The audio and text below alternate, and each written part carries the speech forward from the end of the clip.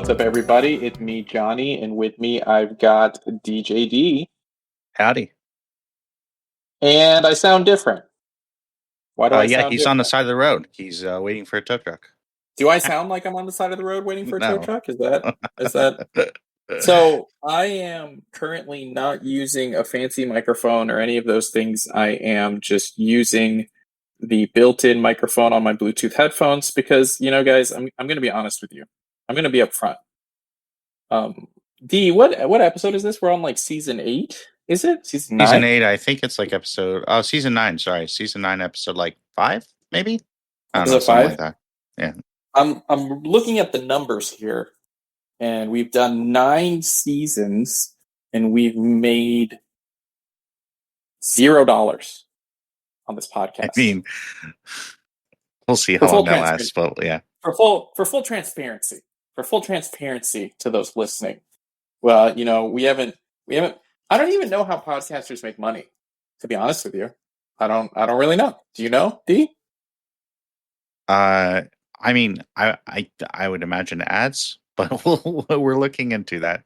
So, I mean, we'll see how So that goes. all of this Episode to say, 6, by the way. all of this to say, why don't you sound good? Is that so? For people know, I'm a music producer. I Y'all don't have donate nice enough. microphones. Y'all don't donate enough that I don't want to get out the microphone and all that stuff for the podcast right now. I like that I'm wearing Bluetooth headphones. I can get up and move around a little bit. I'm enjoying it. And if I'm completely honest, I'm currently using my microphone stand to hang like a couple of bags of stuff. So like I would need to take the bags off the microphone stand and get it set up and then put the microphone and it's just a whole process, you guys, and I just wasn't feeling it, And y'all aren't donating enough. That's it. So if you want to make a donation to a Navcast, go to send all that money to DJD on Venmo. Do I even have? Yeah, I probably have Venmo. I tried to get TJD everywhere. Okay, just in case. I wanted to tip my tow truck driver, right? Because he went above and beyond. He was kind of a little bit like miffed off about like even getting the call because he's not supposed to do service calls and everything. And I wanted to tip him, and he's like, "Well, I got a Cash App," and Cash App was like the one thing where I was like, "I think I have it, but like I don't remember like what my login is or anything." So I made a new one because I couldn't figure out my old one. And it turns out that I did have an old one. That was DJD. Go figure. But so now I have 2. Yeah. Hold on. I want to. So I just got these headphones. You guys, hold on. Let me check.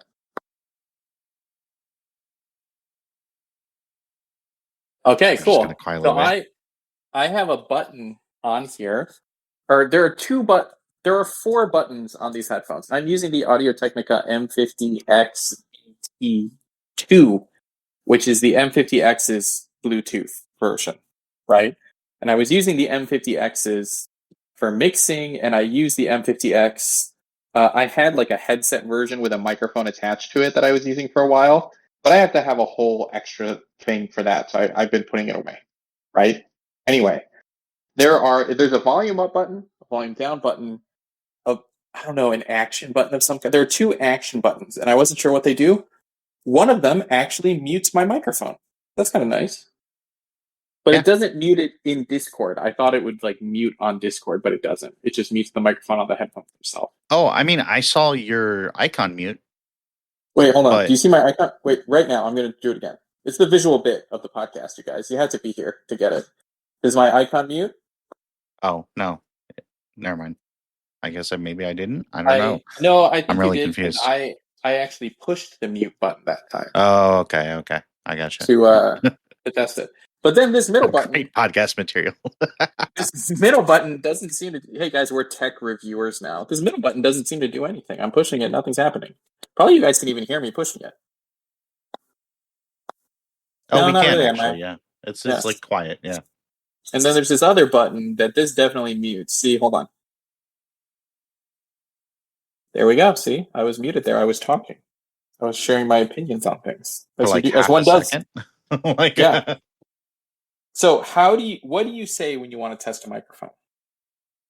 I mean, like, either I'll just keep talking or I'll do like check, check, mic check, 1, 2, 3, mic check. I mean, like, same thing we used to do at like the furnace and all that. Yeah, so we talked about before. David and I both grew up in a cult, and we both did sound. We both learned. That's where we learned how to do live sound. Yep. Live sound engineering. Let me say. And usually people say mic check, check 1 2, check check. There was one guy I saw. He would say, "Does my mic sound nice?" That's what he would say all the time. Does my mic sound nice? I started saying, and this is a really big throwback. I think I saw someone on like a episode of like, so Rooster Teeth at one point they were doing these like weekly videos where they were like just telling people what's going on the website, right? Like the different videos and stuff. Oh, sure. Yeah. Not like the AWU, like that's Achievement Hunter, but like they just had like some whatever video. And at one point someone went, checkity, check, check it out. And I started saying that when I was doing mic checks because it's different, right? Checkity, checkity, check, right? That's my go-to mic check now. Everyone listening, feel free to use that if you ever get into a situation to be like check. Checkity, check. Yeah, I it like out. it. Yeah, check it out. Yeah, I don't always do the check it out. I usually just do checkity, check. Maybe then I'll throw in a check 1 2, checkity, check 1 2, right? But yeah. Anyway, what's up, D? Not much. Car's fixed. Cost a lot, but I'm glad it's fixed. I own 4 war bonds in Helldivers 2. I have just finished my 3rd war bond. So I'm down to my last war bond, and of course I have not finished the war bond that comes with the game. So I need to do that one too. I've decided to limit myself, and I will not buy another war bond until I finish these war bonds, because there's lots of things in these other war bonds I want to buy, but I'm waiting. That's what's up with me. That's a struggle for sure. I told myself, okay, like there's enough in these other war bonds to easily get these, like, because I had like 3 left, right? And they give you like a little bit, for those of you who don't play Helldivers 2. They give you a little bit of like actual like credit that you can use to like purchase the like for money stuff, right? And so there's a little bit of, not a lot, but like, like 100 here, 100 there, of in-store credit that you can use if you unlock it by playing the game and using medals in the game to unlock it. And there's enough there that, like, honestly, like each war bond probably has like 300, give or take, except for the first one, which has like more than that, like probably around like 600 or 700, I think. Does it have 1,000? I feel like it has close to 1,000. It might actually have 1,000. But like, so it's really cool that you can play the game and earn like in-store credit to like buy DLC for the game, basically. That's really neat. And I love when games do that. In-store credit in the missions. Oh, that's true too. Yeah, you can get a little bit of in-store credit in missions, like 20 at a time or whatever. Yeah, and there are some people. The strat is for like a couple of hours, you get on with 4 people and you play a match, or you play a mission on trivial, like the easiest difficulty, and you all run around and open up every optional. Like that's what you're looking for. Right. And you don't actually even have to finish the mission. You just run around, find all the optional stuff, get it. You'll get some, and then you just go back as a group to the to your ship, and you'll keep all of the super credits you found. And so people say, especially if there's 4 of you and you can do it quickly, on like, you choose like a flat map as well, that they're like, oh yeah, you can get 1,000 super credits in like a couple hours. To which I would say you could like buy 1,000, like 2,000 super credits for like $20. So, yeah. Time is money, everybody. So sometimes, so I told myself like, okay, I've got 3 left. I can probably get enough of like in-store credit, like just by playing the game to unlock those other 3. And I didn't wait. I just, I ended up giving in. But yeah. Well, they're also only $10. It's like Yeah. 1,000. The Halo one was more, but the other ones they're like $10. The ones that I've got my eye on right now is I want the new Dust Devil one. I think that one looks cool with like the rocket that you can like, you get. It's like that mission in Halo Reach where you shoot the gun scanner thing, and like it shoots down. You have something like that. And I also want to get the Viper Commando one where you get the melee armor. I think that one's cool. There's a few. There's a few I want to get. But they do a good job of like giving at least like 1 or 2 things in each like war bond that it's like, oh, I actually really kind of want that. Like I feel like they do a good job with that. Yeah. There is something in each of them for sure. Like that I don't feel like any of them are terrible, but as of when we're recording this, Final Fantasy Tactics should be out in a few hours, it looks like. Ooh, that's super exciting. That's awesome. Yeah. This actually 7 remake integrate coming out in January. Approximately 13 hours on Steam. Bummer for me because that's 1 a.m. So I'm not going to be, or it's 2 a.m. So it'll be tomorrow for me when I can get it. I miss when things were at midnight. I mean, when I get on one hand, I get it because you don't want your like staff up like late. They've been like prepping the launch and everything, and like if anything goes wrong, you want like your team to be awake to be able to like handle it, communicate about it, etc. Market it, all that jazz. But like on the other, it's like, yeah, but there's something special about like waking up late at night to like get to do something, like at the exact date that it unlocks, as opposed to like waiting for a certain hour in that date. Well, it's interesting to see how globalization kind of ruined something.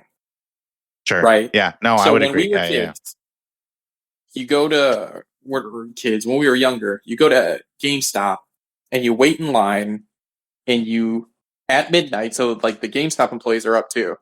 At midnight, you go in, you pick up your game, you go home like 12:10, right? And you fire it up. There's not day one update download stuff, and you just play it, right? That was our Halo Reach. That was all of that.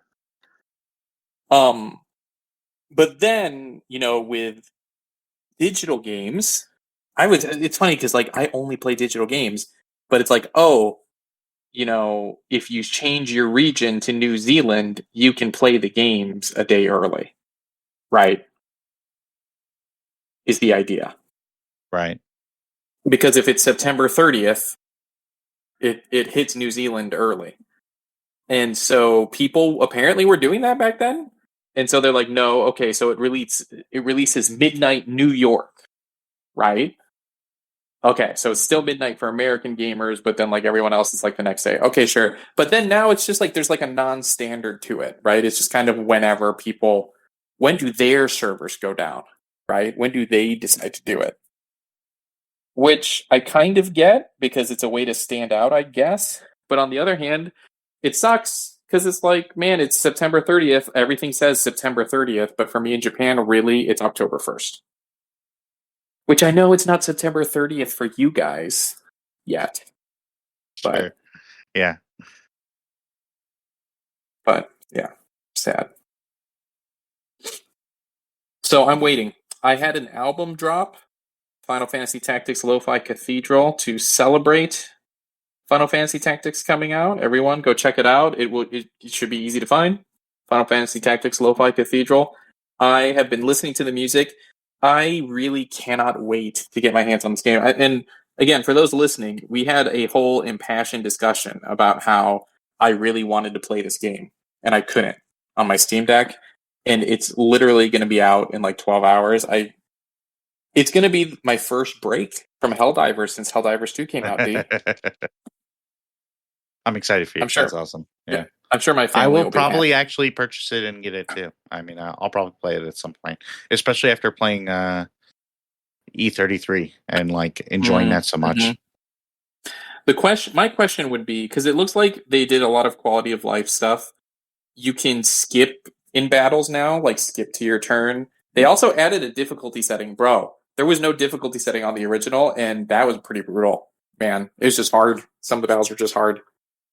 And but what are you going to get it on? Because it's coming out on everything. It's coming out on Switch, Switch 2, Steam, Xbox, PlayStation. What are you leaning toward? I might actually get it on PC, actually, just because I feel like having it like, I mean, I could get it on Xbox actually. I don't know if now I want to check. Is Final Fantasy going to be a play anywhere game? I don't know. I have not checked that actually, but yeah, because I'm getting it on PC because I want to play it on my Steam Deck. That's it, right? Now that we have our den set up and we have a couch up there and another TV and such, I'm like fully back as an Xbox gamer. Guys, add me. So take 6842. Add me on Xbox. And I've really enjoyed being back on Xbox, actually, and just having that. I think I've enjoyed it not being. I've enjoyed playing sitting on a couch and not at a desk. I've been playing sitting at a desk for a long time. I don't know how you do it, D. I don't know how you do it, to be honest with you. Well, I mean, you have a nicer chair. We had a whole episode I about do have that a as nice well. chair. Yeah, yeah. Yeah, I don't have a nice chair. I have a. So I am quite happy being up there and playing games. But yeah, my poor Steam Deck, man, it's just been sitting. So I'm looking forward to giving it a little bit of love and playing some Final Fantasy Tactics, I guess, tomorrow.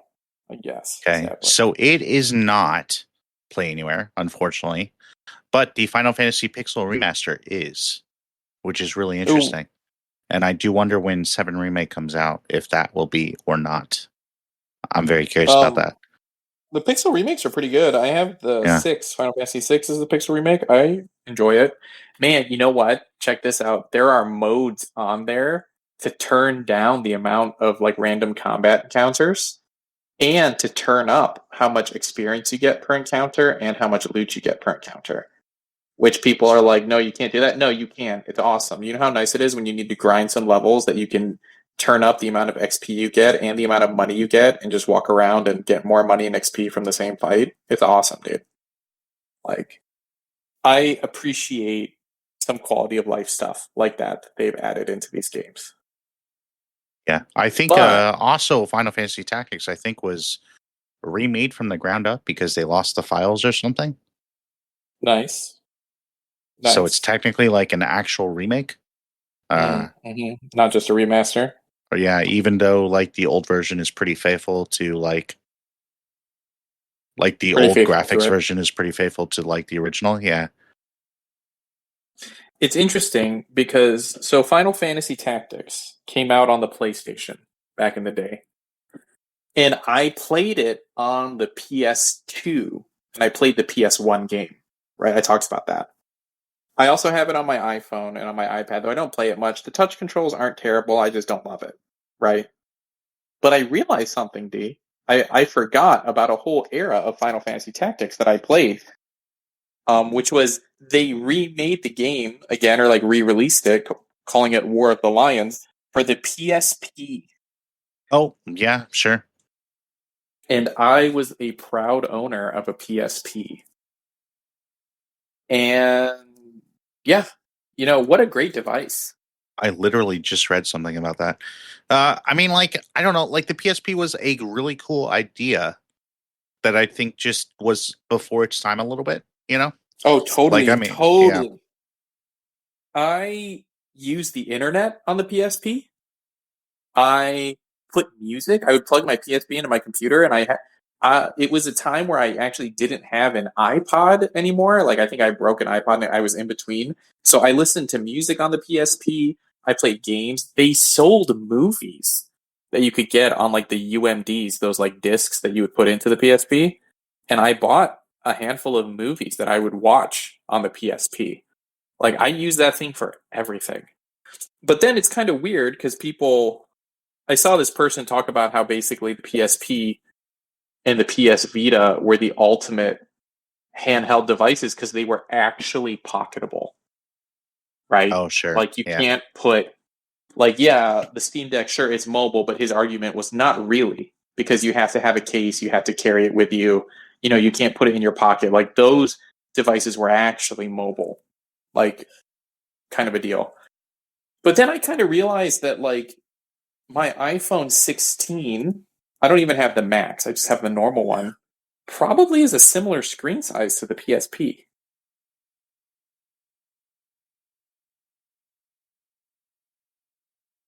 Is that true? I don't know, but I feel like it. Like, I feel like if I got a backbone, it would feel like the same size. The PSPs were not big, right? Like, True. and Yeah. that's another thing of it, right? Like, I do feel like something that size coming out today, people would not like the screen size of it. You're probably right about that. Yeah. I mean, I say that, but lots of people watch movies and stuff on their phones, and I don't personally, but I know lots of people use their phones for all kinds of stuff like that, and maybe people would be okay with it, but I feel like it would feel small. Did you know that there were apparently 5 different versions of the PSP? I was unaware of this, actually. As I did someone who not know that. harps on the PlayStation versus like the PlayStation X versus PlayStation 1, like I did not realize that there were 5 different versions of the PSP. There was the PSP, there was the PSP E1000, which was like a stripped down affordable version. There was the PSP was actually the PSP 1000. So the E1000 was like this stripped down version. Then they had the PSP Go, which was a lightweight version. Uh, then they had a PSP 2000, which was slimmer and had improved features. And then they had a PSP 3000, also known as PSP Bright, which had an enhanced screen. I think I had the PSP 1000, the Like first the one. base one. Yeah. Yeah. Yeah, because I'm looking at pictures of these, and I definitely have, like, that little nub and everything. Yeah. It's so weird that they decided to call their new one um, PSP as well, technically, right? They call it like PlayStation Portal, I think. Mm-hmm. Yeah. Which like PlayStation Portable and PlayStation Portal, I feel like are very, very similar names. That's really interesting. I mean, But like, PlayStation Portal, isn't that just streaming from your PS5? now I think they added or are adding the ability to download games natively, but yeah, originally it was just like streaming Which the Portal games. then makes sense because it's like a portal to your PS5, right? Right. Well, and Yeah. the PSP couldn't exist now because all games use 2 thumbsticks. This was well, not really pre So thumbstick, but it was not a thumbstick thing, right? right. That's so weird to think about though too. Like even like the N64 controller still feels weird in my hand now because I'm Yeah. just so used to like 2 thumbsticks, and yeah, just having one just feels like something's missing.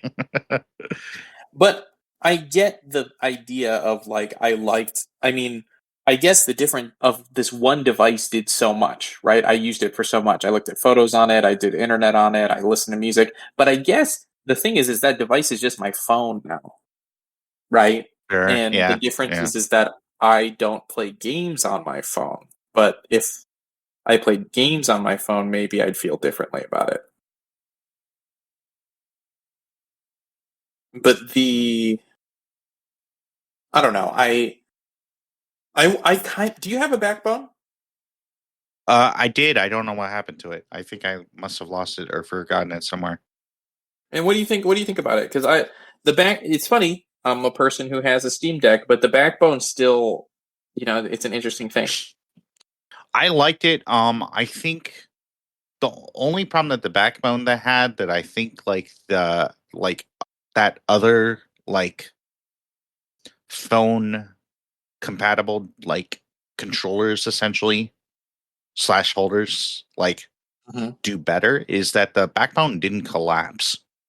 So it would always be the same size. And so like, I mean, like on one hand, I liked the feel of it more than like shoot, I forget that other big one that was around at the same time. But I liked the feel of the backbone. It always took up the same amount of space no matter what. And so if I took it off my phone, then I would have literally both my phone and a backbone. And it's like, okay, well now I'm like using like double the room in my pocket or what have you. Yeah, like it was thin enough that like it wasn't a huge deal, but it still was not like the most comfortable thing to like have in your pocket the entire time. Oh, D, if you get it on Steam, it says here, Final Fantasy Tactics, by the way, there's remote play on the phone and remote play on the tablet. Oh, that's really neat. And it has Xbox. They recommend controller for the game. Yeah. Yeah, so it's really interesting how gaming's changed. I kind of like the idea of the PSP again, but again, like, I mean, I guess my phone does all of that, and it really does it all better, right? So, like, Razer Kishi was what I was thinking of. Ooh, but yeah, right. Like, I held a Kishi, and I didn't necessarily love the feel of it as much. But the fact that it does collapse down into like a smaller form factor was a really appealing thing about it for sure. But, we talk about that we like small technology, and I think we've talked about this on the podcast, but I think it shows that we don't, right? Like, everyone likes the mini phones. Like, that's just not a thing anymore, right? Right. Yeah. The bigger laptop screens are more popular than the smaller laptops, right? Like, the 15-inch is more popular than the 13-inch. All of that, like, since people have tended to go with a bigger screen size, just period, bigger TVs and all of it. So as much as people say they miss like the smaller portability stuff, I don't know that that's true.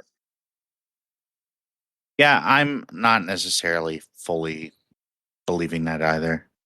I think like ultimately like what people want, you see the market kind of move around. So I mean like when there's really like, for instance, like apparently there were numbers that recently came out about how little people were actually buying physical games, despite everyone claiming that they were, and the number was really, really low for this generation of like PS5 and Xbox Series. And so like, I mean, like ultimately I think that we will see like a discless generation, probably not next, but maybe the one after. I think that's inevitable. Because like we're talking about like such a small sector of the gaming market, even though everyone likes the idea of it. I think the idea is appealing to people, but like ultimately, like that's not what people are buying. And that's fine. Like, I mean, like I think you can like the idea of something and like not actually necessarily fully commit to it, like socialism. But I mean, like whoa. Okay. But I think that ultimately like the nice thing is that like we do kind of affect the market by like what we choose to buy. And so like if we're consistent with like buying the things that we want, then we'll see the market kind of like coalesce around that, which is cool. I think like sometimes it takes some time or whatever for the market to shift and everything. But like, I mean, like overall, it's neat that like there's such a wide market, that even if you are on the niche ends of it, you can still get what you want. But like that ultimately that there's more variety towards the center of it. There have been so many times when I was growing up, whether it was a movie or a game, where I finally was able to sit down and enjoy a piece of media. You sit down, you pull out the remote or you pull out the controller, usually a wired controller. You turn on your console or your TV and you see that the wrong disc is in there. Sure. Yeah. And so now you have a choice. You can watch the movie or play the game that's in there already because you don't want to get up and go do that. And especially like if, it's across the room or something. And then you got to find the disc, right? You got to figure out where the disc is and do all of that, which, maybe it's over close to the TV with the TV stand with all the stuff, or maybe the games are over here or whatever.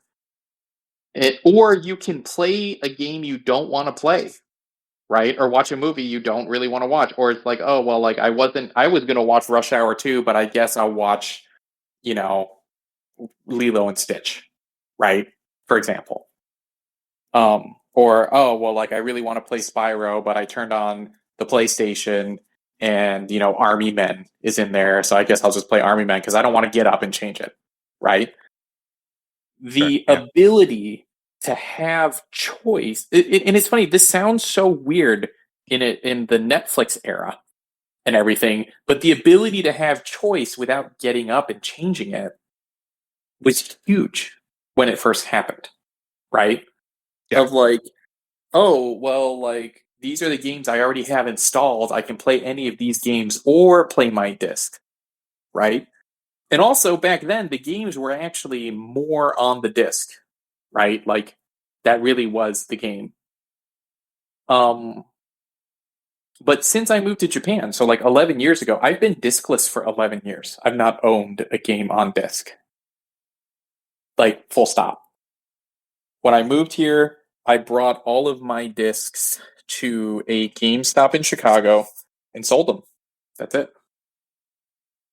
I ended up giving my Xbox 360, and at the time it was at the change from the Xbox 360 to the Xbox One, and so the Xbox One was like the first console where it's like all of the games are going to be digital and on disc, right? Like the 360, only some of the games were digital. I specifically remember Halo Reach coming out and being so excited. But I do buy physical media, though, because I buy physical Switch game cartridges for my son. That's it.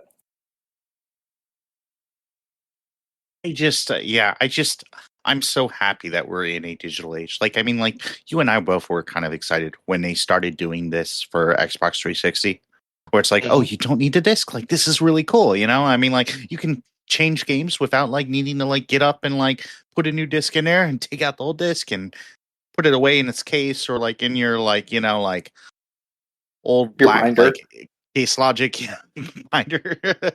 Yeah. But like, this is the future that, like, I'm happy to see, even if it does mean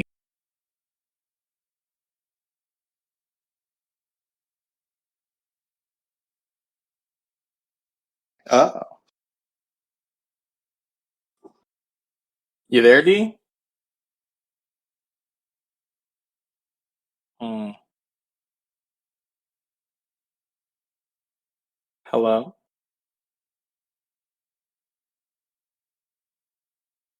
So the question, Craig, is it just that he disconnected or did I disconnect from you? Both. Who's disconnected here? That's what we're wondering. That's what I'm wondering, personally.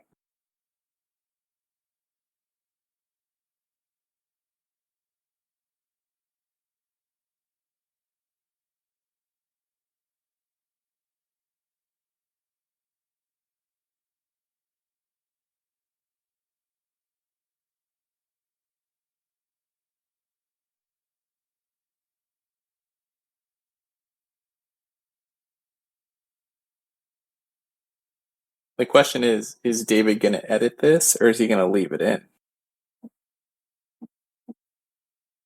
It's getting long enough that maybe he's going to edit it. But the more I talk, the more likely he'll leave it in. So, David was saying he's happy we live in this digital age. I was going to make a comment that I buy physical media for my son, and I appreciate that the Switch cartridges are small. to see, like, a game retroactively choose to support, like, Whoa. that D, is really neat. Hello? Yes, I'm here. Yeah. You totally cut out, and I wonder which of us Craig was listening to, because I was Oh my just vamping. And you just were like, we live in this digital, I'm happy we live in a digital age, and then you just suddenly came back. And I was just vamping. This is going to be really I'm very interesting. Which one of us was Yeah. disconnected from Craig? I don't know. I'm very, very curious. But yeah, like, I love Xbox Play Anywhere. Like, I think it's a really cool thing that I like. I hope, like, that, like, I would love to see PlayStation do something similar in this space. I don't necessarily know that they will, but I think it's really cool the idea that you buy a game once, you get to take it wherever you go, like on whatever device you choose, and like that it's cross save, so your progress goes with you, and it's also cross play if it's multiplayer. That's really neat to like have that guarantee of like, hey, this game I can literally like like it's gonna accompany me. You know, it's kind of like books now. You know, I mean, in a way. As far as physical media goes, I actually really like the Switch cartridges. So I buy cartridges for my son, and I just like that they're small. That's it. I just like the form factor of like, here's a small thing, and your game is on here. If it's going to be physical, like it's going to be there, you know. But no, I like it's interesting to see it go to the wayside, like the physical stuff. And I've not used it. I have no desire to. And people be like, oh, I want to have a collection. I want to display it. I understand that because I like to display books, but I don't know. Like, I don't know that I've ever seen an Xbox Series game for sale, especially not here in Japan. You know, I've seen PS5 Oh, games. sure. Yeah. You mean like the but, physical edition or whatever? Yeah, the physical edition. Like, but like, I don't know. It always really shocks me when people say they do it. But, you know, on the flip side, as a musician, I know someone, D, who has released a new lo-fi album, and they released it exclusively on Bandcamp. One. Okay. So you have to buy it to listen to it. Right. And they're like super anti Spotify. And I'm just going to say this. I'm going to say this, and like, I'm a musician, and I wish that we made more money on Spotify, and I think Spotify has caused people to devalue music. I would agree. Sure. But like all of the artists I know who are like, get your music off Spotify. I don't post my music on Spotify. Spotify's the worst. Da da da. Like, oh, if Spotify goes down, what's going to happen to your music? All of those people are people who don't have listeners on Spotify, right? Like, it's easy to be like, oh, I have 15 monthly listeners on Spotify. I'm just not going to use it. But if you have like 100,000 monthly listeners on Spotify, it's pretty hard for you to be like, I'm not going to use Spotify. But and all of that to I would also say, like, also selling cassette tapes, D. Wow, He's that's not just wild. selling the album on Bandcamp, but you can buy cassettes and CDs of his lo-fi album. And I'm like, I don't even have anything that can play a cassette. I don't even have anything that could play a CD. Honestly, I guess my console. You know, I could stick it in my Xbox Series, like literally. Right. But that's it. Yeah. Like, and I'm like, why wouldn't you just sell like a digital booklet and all of that, and sell like a little thumb drive? You know, like a little tiny like USB-C thumbstick or something. You know, like memory stick. But no, like, he's selling cassettes, which honestly I think is kind of cool, and I kind of like the idea of it. But this goes back to you saying like, you can like an idea but then not fully support it. Like, the idea of needing to get a tape player and connect it to a speaker and like take a tape out and play it, and then you got to rewind it when it's done.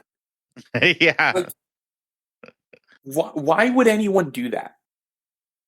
As opposed to just hit play on literally any device, right? I have an Apple Music app on my Xbox, D. I can listen to my music on the Xbox while I'm playing games. It's crazy. Yeah. And you used to be able to snap it. Yeah.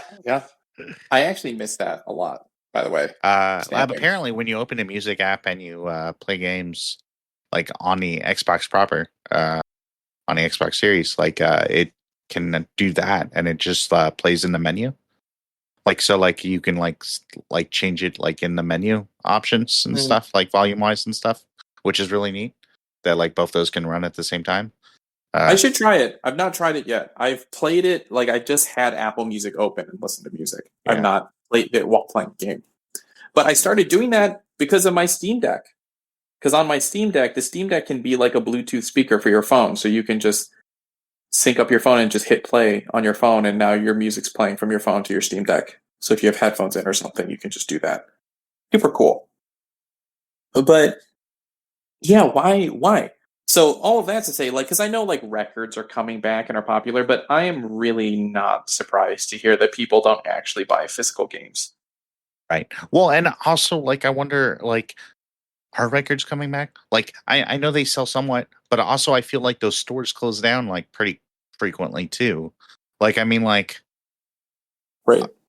it's just like it's one of those things where like I think the idea is super nice, and I think that it's like almost like a fad a little bit. Like it's like, oh, this is cool for a little while, and like records, I guess, kind of have like bit of a more like additive like property to them with like how they actually like sound good and stuff. Whereas like I Oh, wouldn't necessarily say allegedly. that with like yeah, allegedly, yeah. Uh, where I would be a little bit more skeptical about like the AAC encoding or whatever it is on like a cassette tape. Uh, but Or like, or being like, oh man, like the game plays better if you have it on disc than if you have it installed, right? right, yeah. Well, and that's the other thing. It's not like the games are actually on the discs, is my Well, thing. that's interesting too. Like literally, I think there was one time that I was like kind of floored. I walked into a GameStop and they had sure they had some games on discs and everything, and most of the games were on disc. But then they also had some game cards for games, and it was like, well, like why wouldn't you just buy the game off the store of the place that, like like PlayStation or like Xbox or Nintendo, like why wouldn't you buy it digitally if you're gonna get a game card? Like I mean, like I actually have an it answer just to that. seems kind of weird. I have an answer for that because of an Okay. experience I have here in Japan. For kids who don't have credit cards, Oh, that's a great call, actually. I didn't think about that. That's a really great call. Yep. I cannot get a Japanese credit card. I've lived here for 11 years, and they still deny me for credit cards because I'm not a Japanese person. There's a couple places I still want to try, but I've been denied multiple times from all kinds of places because I'm not Japanese, right? That's a whole nother Right. conversation. But because of that, I can't get stuff on the Japanese store. There's a lot of things of like, oh, put in your credit card info. I don't have a credit card. And they don't do like, in America, you can use your debit card, which acts as a credit card, right? It's like a debit Visa card. They don't do that here. So I don't even have that option to put it in. And so, for me to have Xbox Game Pass on the Japanese store, I'm actually using a friend's credit card, and I just give this friend cash whenever I buy something. That's it. That's how I do it. That's kind of wild, actually. But I Yeah. could get around that, except that the places aren't closed. There are a few stores I've been to that sell like Game Pass memberships and stuff, like the codes for it, right? And so Sure. you can Yeah. just buy code and you can buy prepaid money. Same with like V-Bucks and all that stuff. But yeah, that is a whole thing here in like convenience stores too. Of like Google D.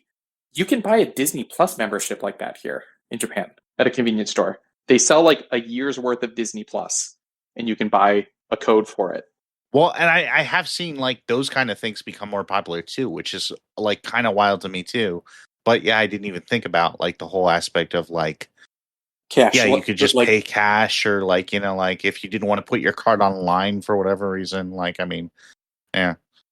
yeah, it's pretty wild. But yeah, no, that I 100% feel you because if you just have a credit card, you're like, well, who would buy this? And it's like, oh, you know who would buy it? My son or me. It turns out me, Yeah. like of just being like, I want to spend yen, but I can't spend yen on the internet.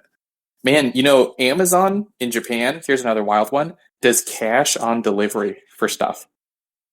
Really? So That's I can wild. order That's stuff mind on blowing. Amazon and pay in cash. It costs more, right? Like they have a few systems like that where you can do cash on delivery where they deliver to your house and it costs like, like $10 more, but you can do it that way.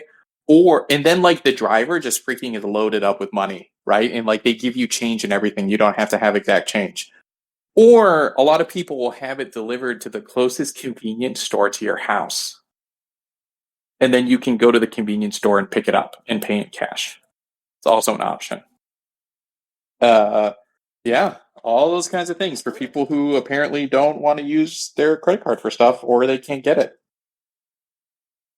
Wild. It really is like a very different world. where essentially you're buying like virtual stuff, but like have a like physical object representing that stuff, almost like NFTs a little bit. No, 100%, 100%. It is kind of weird. It's kind of weird, and yeah, I don't miss. But this gets back to: do people miss the physical objects, or do they miss the past? Right? Yeah. Yeah, you miss being able to look through the book of your game, right? You would get a game, it would come in a CD case, and it would have a little booklet, and you could look through it, and oh man, look at how nostalgic that is. Look, oh man, I used to love doing that as a kid. And let's be real. Why did you love doing that as a kid? Because you were bored out of your mind. Because you've played that game so many times, right? Because you've watched every movie in your house so many times, right? Because you can't control what's on the TV, right? What's on the TV is on the TV, no pausing, that's it. And so you just, read the book. It's like reading a cereal box as a kid, right? Just because that's something to do. It's like you read those booklets because it's something to do. But nowadays, we don't live in that reality anymore. Right? We don't experience that depth of boredom anymore. Why would you read about it? Or even, you could read about anything you want on your phone, right? Even if it's not a book. Like, if you feel like looking something up, you could just look up something and read about it. There's some interesting things about that in that way to me too, of having physical media. Because to me, really, what I think about, and I think about it because of my dad, doing it as a kid, all I think about with physical media was having to get up and change out DVDs. Yep. Yeah. Like that's what I think about too. Or like even like moving and like remembering like how many books it like would fill up a box and how heavy that box would be. And it's like, oof, like, I mean, like this is a pain every time that I have to move, which granted isn't like super, super often, but often enough to be annoying, and just like, but like having the space for it. Consider it. Yeah. You're like, oh man, like I'm going to have to move this. That said, time for another visual bit. Oh, hold on. I'm not even standing by my. No way. I got my first issue of Game Informer for like my physical subscription. So I mean, like, cool. Yeah, I mean, like, I don't know, like, as much as I say, like, I love the digital future and everything, there are some elements of it that, like, purely for nostalgia's sake, I think I'm kind of like down with. And I think that's fine to like things for nostalgia's sake. But I think there's also like a difference between liking it for nostalgia's sake versus like liking the actual thing. Well, and I think that's a magazine that is specifically a thing to look at. Right. You know what I mean? Yeah. You're not trying to be like, I listen to vinyl because it sounds better and I like having the physical thing. You're just like, no, I just like, you could read all of those articles online, but you like to have the physical magazine. That's really awesome. Yeah. And I mean, I can't say anything. You know what? I buy physical books. That's my physical thing. I buy real books because I like to put them on my bookshelf.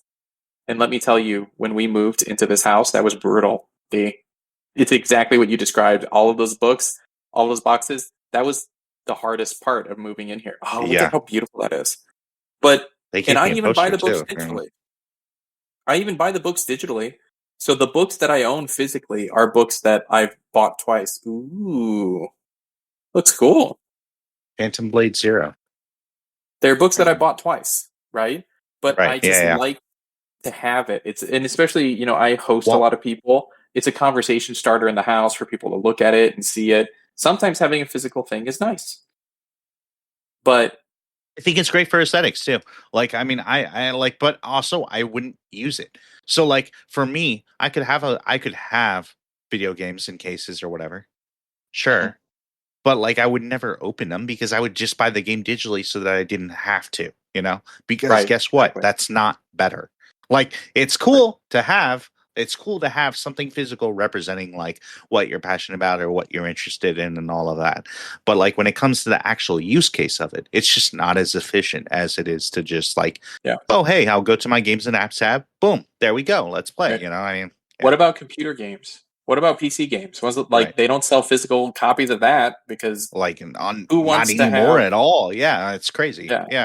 who wants to have like people's Steam libraries where they have like 1,000 or like 2,000 games? Who wants to have 2,000 like CDs with like cases all over the place? Like that sounds insane to me. Actually, thinking about that sounds insane. I think about how many games I have on Xbox that I've acquired over the last, like 15 years. That sounds crazy. If I had physical copies of all those games, that would be a lot. Yeah. It would be a lot. And I understand the whole thing of like, we can look at retro games. This is how retro games stay alive. People have like their actual physical Nintendo 64s and their physical games and all of that. And I understand all of that, but I don't think that that's going to be a thing for the PlayStation 5 and Xbox Series generation.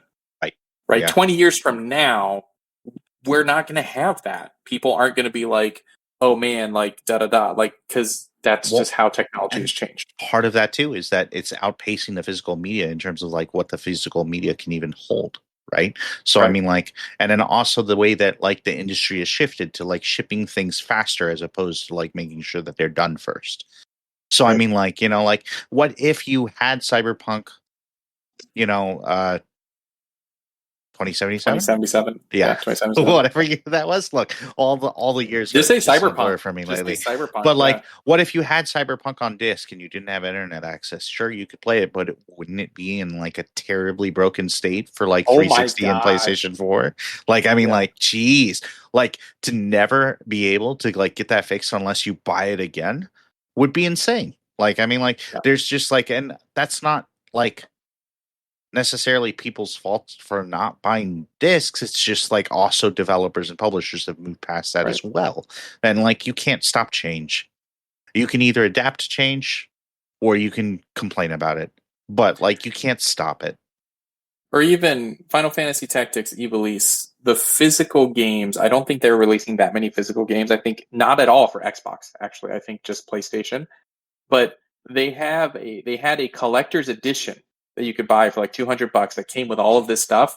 You know what it did not come with? The game. Oh the my physical gosh. copy of the game. There's a collector's I've seen edition that too, came with actually. Yeah. all of this stuff of like, oh, you get these little plushies and you get this map and you get this beautiful box and you get all that. Oh, but there's not even a game code in there. Like, And I can see how physical editions would continue with stuff like that of like, oh, like the special edition of the game or whatever. But yeah. Like I think Expedition 33 is about to do the same thing where like they weren't anticipating so many people like getting so excited about it. Or it being like such a huge hit. I don't know why, because they created like an incredible thing that they should have had like more confidence in I guess. But I mean, like, I guess there's something to be said for humility and everything. But like, I guess also you can't necessarily plan for like something being beloved. You can think it's awesome, but like until other people get to experience it, it's really hard to like, not have a bias towards it anyway as its creator or whatever. And so, but like, so they're doing a legendary edition or whatever with like a bunch of stuff, and I don't think it's including the disc. I think it's like literally just like all this other physical stuff, which is cool. It's really neat, but they should sell just like a CD case, but no disc in it, right? And you just can have the CD case, and that's it. But like, also as far as being beloved, I think it could be one thing to be like, I think people will like this game and there's a market for it. Maybe we're going to sell 500,000 copies, which is a lot, right? Versus like the level that it got to was just crazy, right? To be like, oh my gosh, well, like you and me, like I mean, like we can sit around with like Farmer and everything and like go like, oh, this is really awesome because it like appeals to all three of our interests. But like that's no like, I mean, we all have like relatively like similar like crossovers, in terms of interests. So I mean, like that wouldn't necessarily at all tell us how like the public at large would, especially like people in like other genres and stuff who don't normally necessarily gravitate towards that thing. So I mean, like for Expedition 33 to like span a bunch of different like genres and like interests and be able to like bring a bunch of people together just because it has so many aspects of it that are appealing is actually really cool.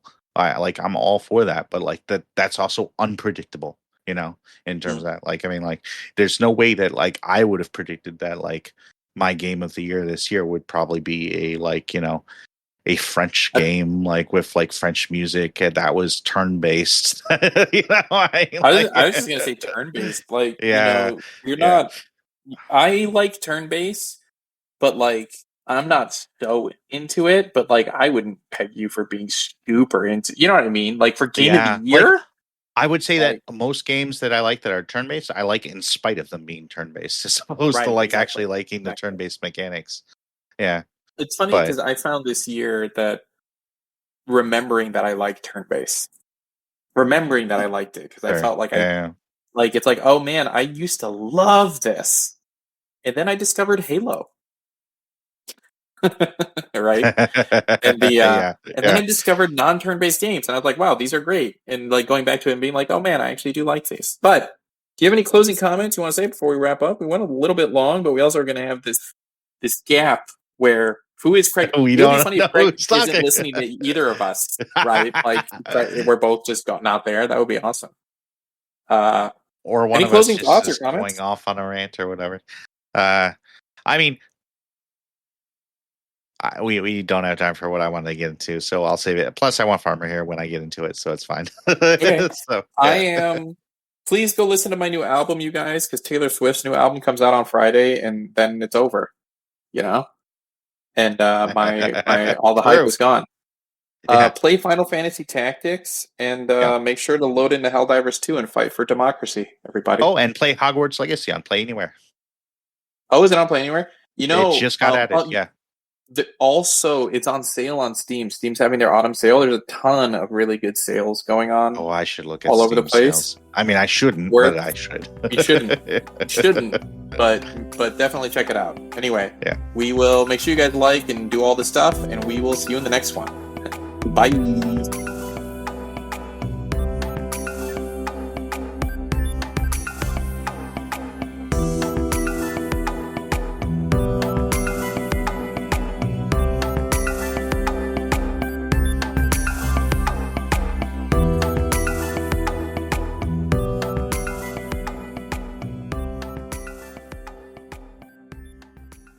Get out of here, Craig.